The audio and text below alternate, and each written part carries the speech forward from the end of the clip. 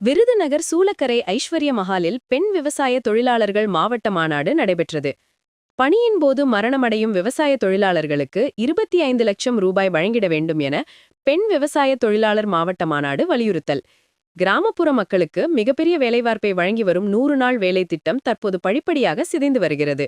இத்திட்டமானது கிராமப்புறங்களில் வறுமையை போக்குகிறது. எனவே தொடர்ச்சியாக வேலை வழங்கிட வேண்டும். சட்ட கூலீரு 336 வழங்கிட வேண்டும்.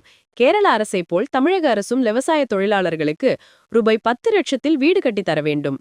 கோலப்பெண் கமிட்டி பரிந்துரை செய்தபடி 55 வயதான பெண் விவசாய கூலி தொழிலாளர்களுக்கு மாதம் ரூபாய் 5000 உதவித்தொகை வழங்கிட வேண்டும். பணியின் போது உயிரிழந்த விவசாய தொழிலாளர்களுக்கு இழப்பீட்டுத் தொகையாக ரூபாய் 25 லட்சம் வழங்க வேண்டும். பணியின் போது விபத்து ஏற்பட்டு ஊனமடையும் விவசாய தொழிலாளர்களுக்கு ரூபாய் 5 லட்சம் நிவாரணத் தொகை வழங்க வேண்டும். விவசாய தொழிலாளர்கள் பல ஆண்டுகளாக நீர்நிலை புறம்போக்கு நிலங்களில் குடியிருந்து வருகின்றனர்.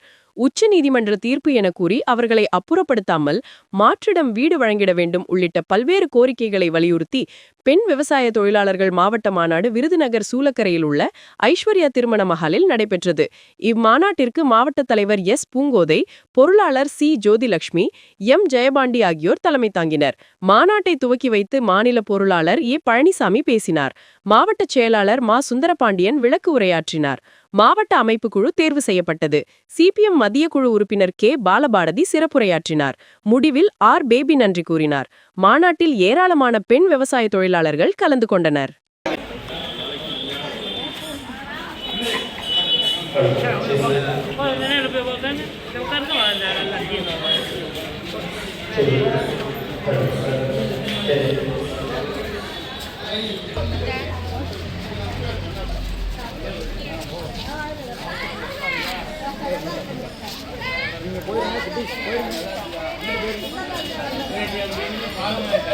நீங்க